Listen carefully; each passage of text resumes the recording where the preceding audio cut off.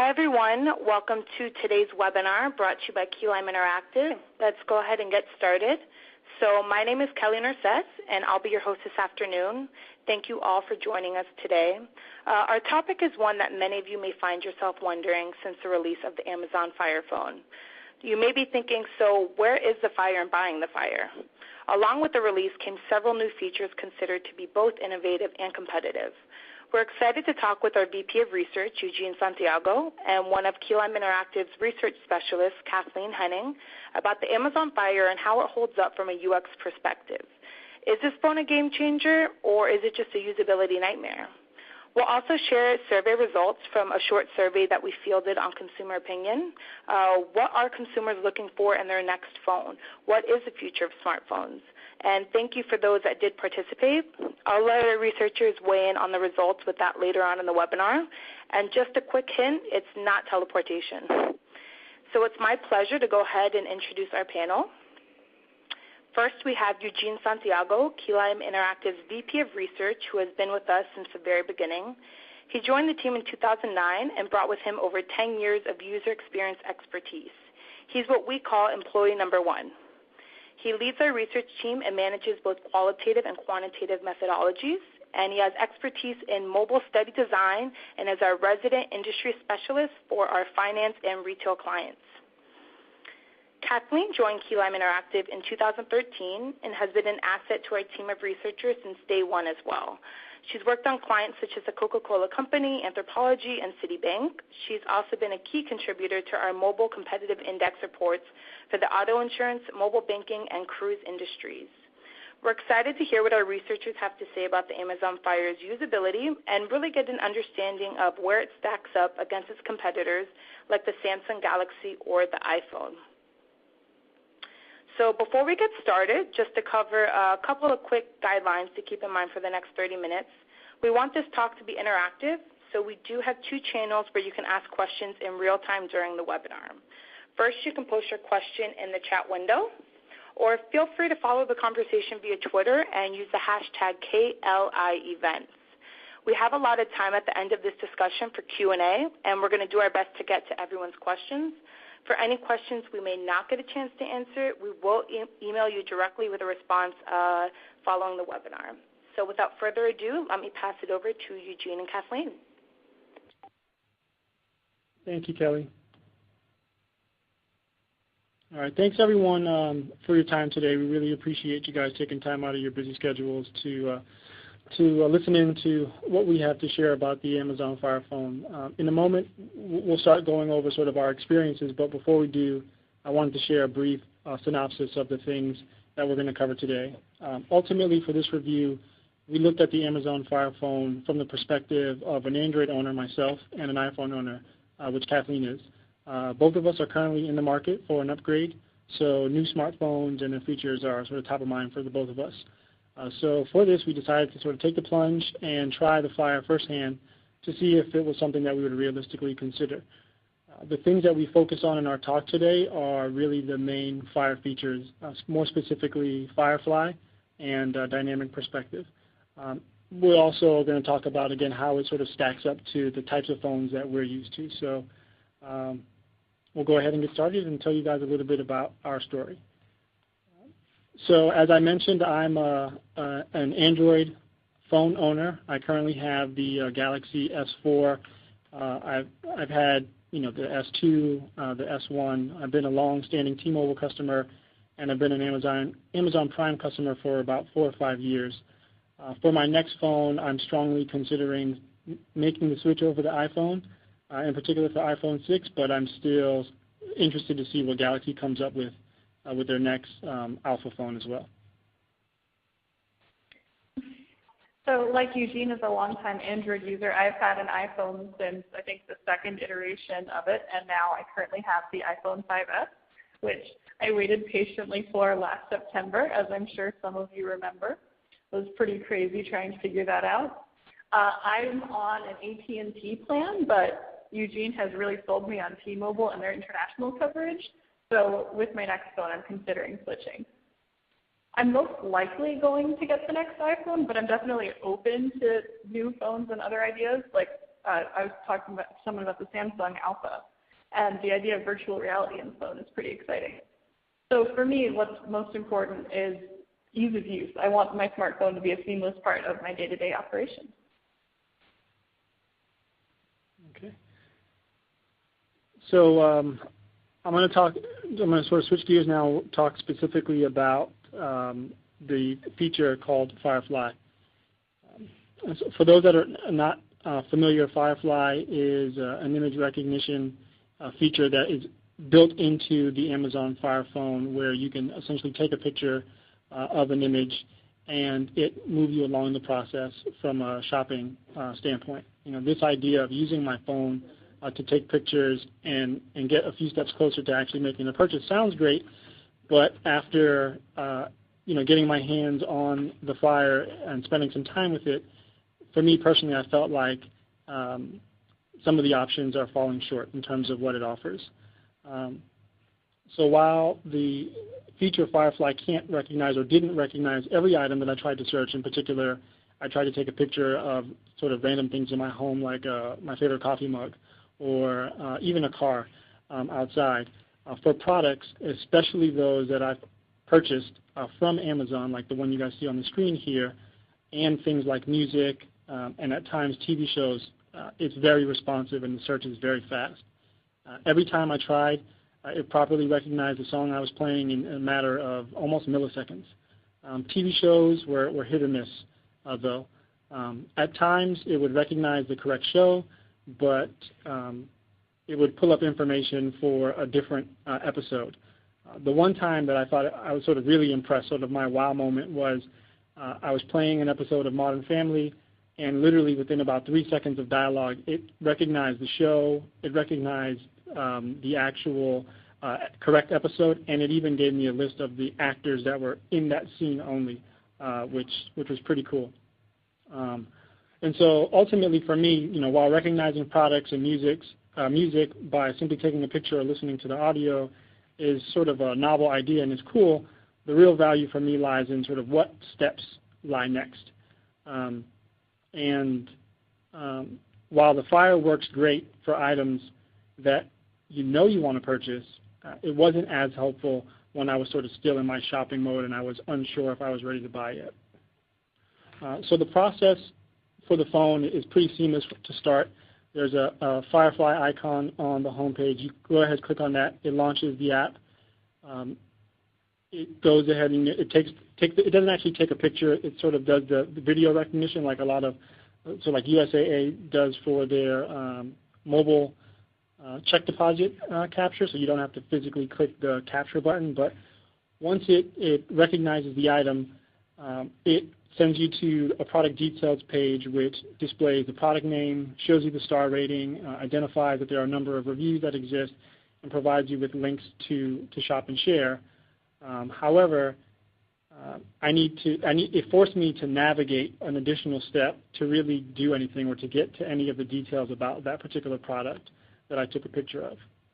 And essentially what it does is it opens up the Amazon app in the background, and there I had access to the things that I was used to seeing. So I could read reviews, I could write reviews, I can add it to my cart, I could look at recommended items, that sort of thing. So for me, it was a little bit of a wasted step almost, or an unnecessary step. While I liked the product details, not being able to, again, read any reviews or even purchase felt like was unnecessary and extra for me. I would have much rather gone to a screen that enabled me to both learn about the product and make a decision about it.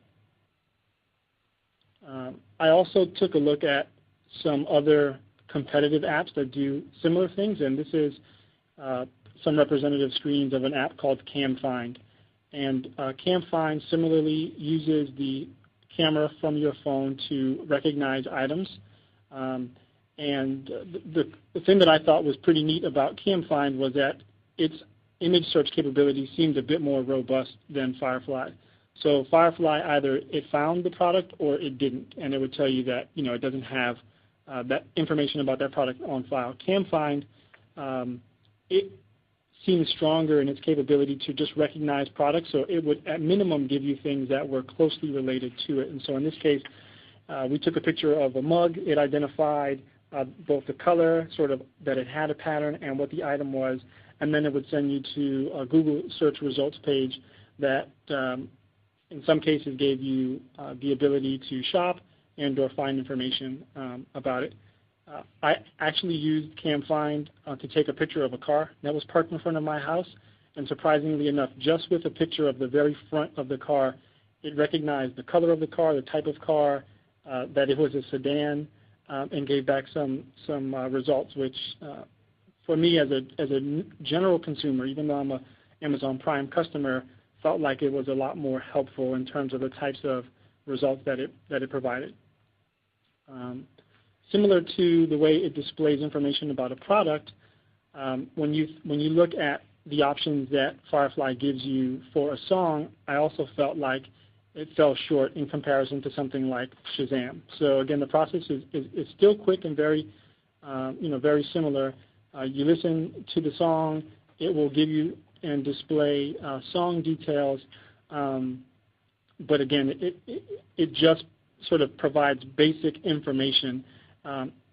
If I wasn't familiar with the song and say I was listening to something on the radio and I didn't know what the name was, the Firefly on the initial screen doesn't necessarily give me any means to verify that it found the correct thing. It's not until I move to the next screen where I can actually preview it or purchase it or, again, listen to things that are recommended.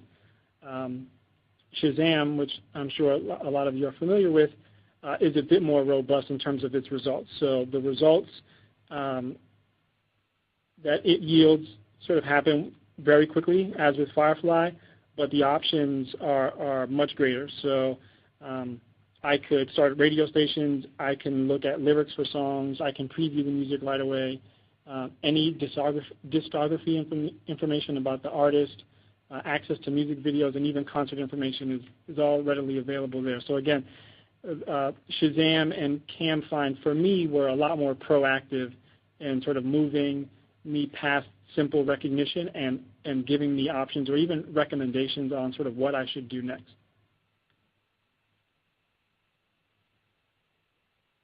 Okay, so that's specific about Firefly. I want to get into now sort of my initial impressions of the overall phone from an Android user perspective.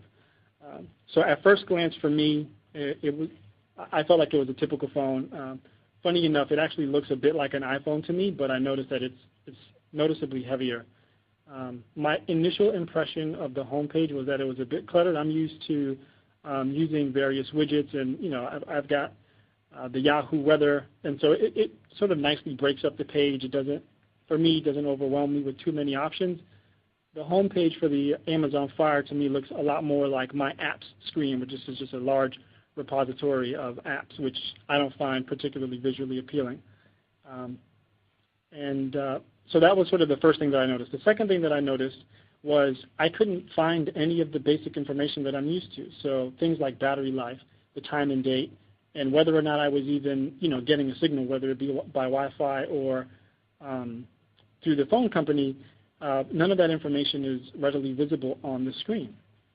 It's not until you peek that additional information is displayed. And peek is Amazon's term. I'm not 100% positive on what constitutes a peek, but I found myself, having to unnecessarily move my hand slightly a little bit, left to right, to even get those things visible on the screen.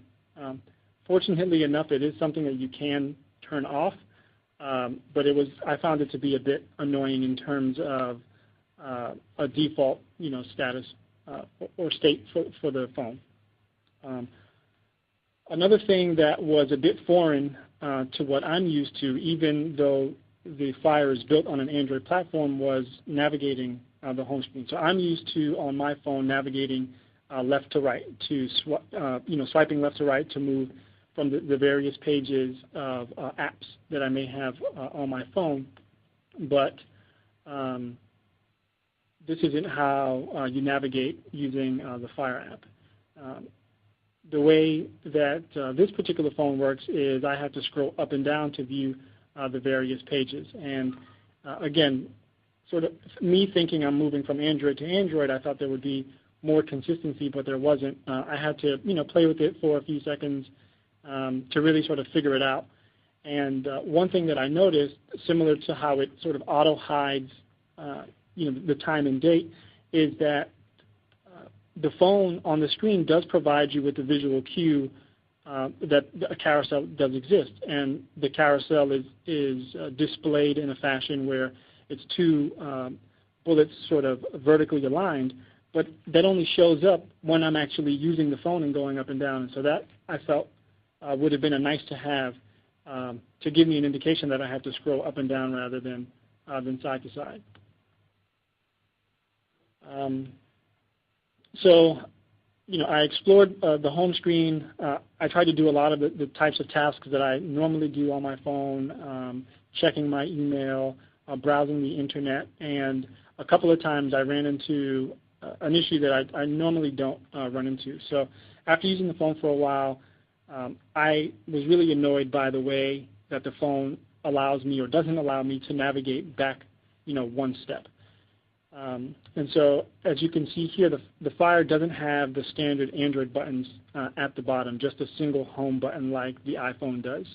So as I exported Firefly, and again, even as I use my browser, I found myself becoming increasingly frustrated and not really being able to move as nimbly through the phone as I have grown accustomed to.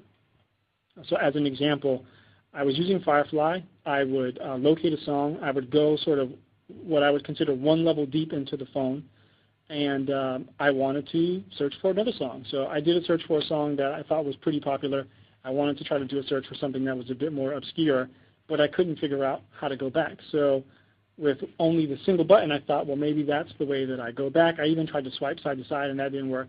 I clicked on the home button, and what happened was I sort of exited the app instead of going back one screen. And for the life of me, I couldn't figure out how to sort of restart the app or go back one place without having to always restart it. And it wasn't until I came across it while browsing the web that I sort of unintentionally came across how to go back. So I was on ESPN. I was reading a story about fantasy football, and I wanted to swipe down to continue reading that particular article, and I must have put my thumb just below the actual screen, and I went to swipe up to show more content, and that's when the browser actually navigated back, to the previous domain, which completely, sort of threw me off. I didn't realize what I had done until I did it again, and needless to say,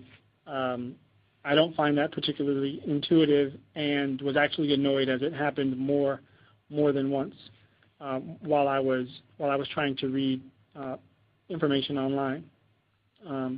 So overall, I thought, well, maybe this is something that I'll get used to. But even after that initial breaking in period, I never really got accustomed to navigating just the sort of basic navigation with the phone. Ultimately, I felt like I found myself turned off by the little nuances of the phone. And even, and Kathleen will get into this, things like the dynamic perspective became too much for me. The constant shifting of the icons and the shadows, the use of the forward-facing cameras to try to identify where my eye is looking and then change the perspective of things, really became a bit distracting for me. So dynamic perspective was something I was initially very excited about because I thought, if you can just move your phone to read it, you can use your phone in a variety of additional settings. On the subway, it would be great if you no longer have to scroll up when you're reading the newspaper. There could have been a lot of applications for it. But unfortunately, as you tilt, dynamic perspective works, the way it works, you can tilt the screen in different directions and like Eugene said, depending on where the cameras are seeing you. That's how it reads where you're looking. So as you tilt it back, that's when it scrolls out. But the more you tilt it, the more difficult it becomes to read. So not quite ideal yet for subway newspapers. I was also disconcerted by the lack of a persistent time-based connectivity notification. On the top bar, since as an iPhone user, I'm used to having that information at a glance at all times. It's how I know what time it is and whether or not there's Wi-Fi in the area. And the vertical navigation element, where you scroll up and down to see the different apps, that's very disconcerting. The side buttons are great. Like, it shows you little indicators, but it only shows you those indicators as you're swiping up rather than at all times like the iPhone does. So once you know to swipe up, it's very nice. You have a little indicator, but as you're actually trying to figure out how to navigate, it's challenging. I do like that you can still make folders like you can on an iPhone or an Android phone. Unlike Eugene, I'm not used to having like a specific widget screen, so I organize all of my apps into folders. But it isn't as easy to access the folder setting on the Amazon Fire. I also miss being able to swipe up to get at critical settings. Like Eugene mentioned, that's now the back button. So I found myself doing that frequently because on the iPhone, usually that gets me access to airplane mode or what song I'm playing or flashlight. So I use it pretty frequently. And I was never able to get used to that as I was using Amazon Fire. So overall, I felt that the Amazon Fire just isn't for me. It doesn't have Google Maps, which as an app yet, it may get it in the future, but that is an automatic no for me since it's how I get around the city. Ultimately, I feel like we discussed, the Firefly feature is a really great idea, and it's awesome that it can recognize your songs, it can recognize some items. But right now, some of the third-party options we discussed, I think, provide more information, and they provide it in an easier way, so you're not specifically tied to Amazon, which is a very easy place to shop at on all devices. So I don't feel that this offers such a compelling argument in its favor. I'm still not wholly closed off to switching away from the iPhone, but the benefits would have to be more significant for me to give up the convenience of a one-stop shop.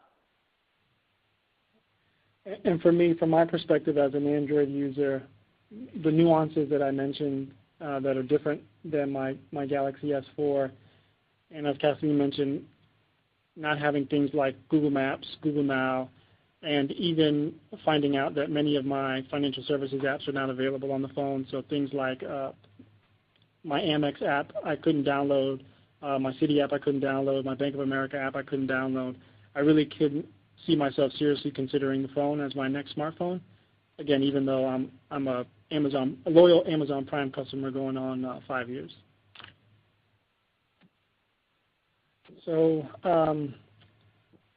this here is sort of the end of our initial impression and sort of foray into the phone and sort of how we see it stack up. We wanted to shift here for the last few minutes and talk about the online survey that we conducted and give you guys some insights into what the user base was saying in terms of the types of features that they would like to see next in smartphones.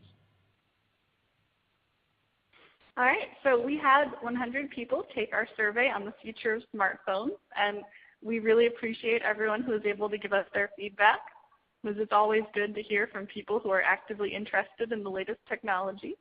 As you can see here, most of our participants were iPhone owners who have owned their smartphone for 1 year or less.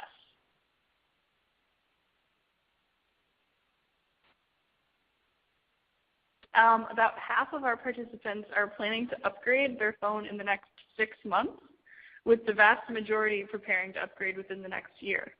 About a third of participants plan to upgrade within the next few months, including myself and Eugene, so I think many of us will be eagerly watching the fall smartphone launches, like the iPhone 6, the Samsung Alpha, and the other big phones and the big phone companies.